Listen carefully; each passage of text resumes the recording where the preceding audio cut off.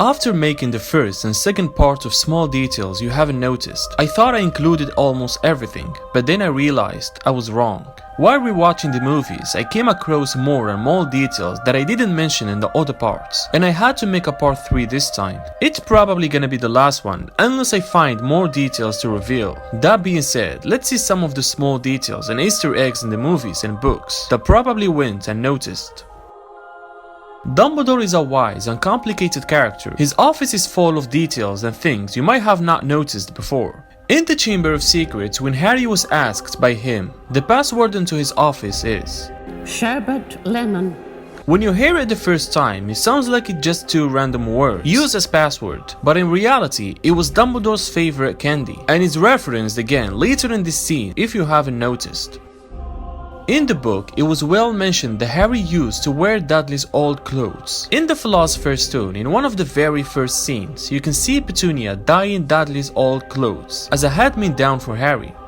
The Weasley family was well known for being poor throughout the series. In the Chamber of Secrets, you can see that Ron's robes are dingier than everyone else because he most likely got them second-hand or used. Considering having 5 older siblings, probably it's a hand-me-down from his brothers. The Leaky Cauldron is a place full of small and noticeable details, which I mentioned them in the first and second part. But here in The Prisoner of Azkaban, the reason why the Leaky Cauldron was almost so dirty is because the broom kept sweeping the dirt under the rugs, not cleaning anything at all. During Hagrid's first lesson, he asked the students about who wants to get a ride on Buckbeak. If you can look closely, you can see Neville hiding behind a rock to avoid riding the creature. Also in The Prisoner of Azkaban, when Malfoy was attacked by Buckbeak, he claimed the injury was so dire, thus Buckbeak had to be executed for it. Clearly, it wasn't that serious, and the reason why is you can clearly see Malfoy hit Neville with the arm that Buckbeak injured, proving that his arm wasn't injured in the first place. There is none more deadly creature than the basilisk. It's known also as the King of Serpents. But one thing that amazes and confuses me every time is the fact that the basilisk's mortal weakness is the crowing of a rooster. Yes, you heard it right. It's their mortal enemy, and the basilisk flees only from the crowing of the rooster, which is fatal to it. In a deleted scene of Harry Potter and the Chamber of Secrets, we can see Hagrid holding a dead rooster when Harry met him. So basically, someone is killing the school roosters. Someone wants the basilisk to keep doing its job. I have no idea why they deleted this scene. It's so important and has one of the most important details in the film. Harry Potter is full of foreshadowings. There was a nod to the Slytherin house earlier in the very beginning of the Philosopher's Stone. Harry and Dudley, if you recall, spent his birthday at the zoo. As a group of school children were passing by, you can see that they're all garbed in green uniforms. This color would be later revealed to be the color of Slytherin, not to mention the snake Harry met and spoke to inside the zoo, which is again the animal that represents the Slytherin house.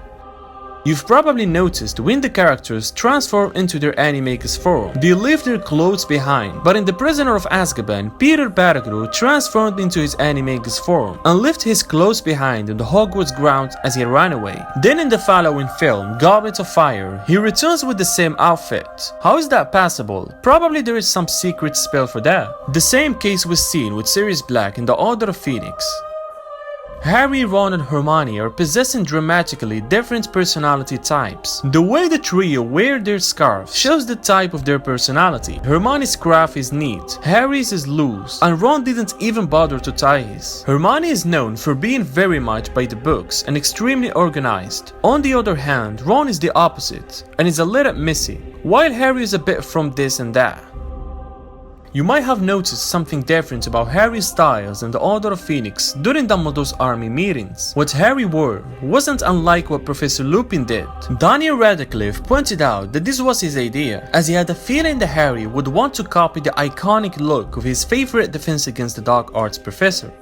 In the book, Professor Trelawney refuses to sit down at the table in the Great Hall, saying, "I dare not, Headmaster. If I join the table, we shall be 13. Nothing could be more unlucky. Never forget that when 13 dines together, the first to rise will be the first to die." Everyone thought she was crazy, but she was actually right. Since Peter Pettigrew was disguised as Scabbers, that would mean there were already 13 people at the table. Dumbledore was the first to rise and was definitely the first to die out of those sitting at the table.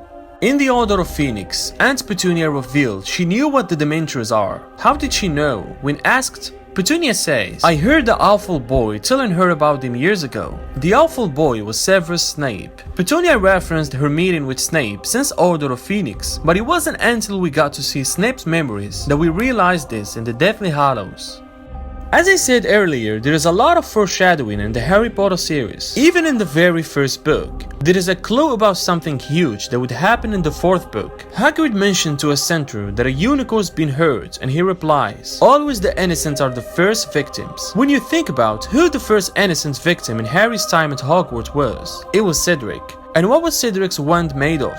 Unicorn hair. Maybe this was done by J.K. Rowling herself, or maybe just a coincidence. Fred and George had the Marauders map in their possession for 5 years in total, during 3 of which their brother Ron and his rat Scabbers were in the castle. However, knowing that the rat is actually Peter Pettigrew and the Marauders map reflects that accurately, I never wondered why neither of the twins found it odd that a known man sleeps in their brother's room every night. So maybe they knew and still did nothing about it, or they never paid any attention to it at all. Whenever Harry faces the Dementors, he is forced to relive his parents' last moments alive through his memories. However, thinking logically, Harry was only a baby when his parents died and wouldn't have any clear memory of that night. We also learn later that Harry has carried a piece of Voldemort's soul with him since that night. So the logical conclusion is that Harry is actually reliving Voldemort's worst memory, which was the night he came the closest he ever had to death.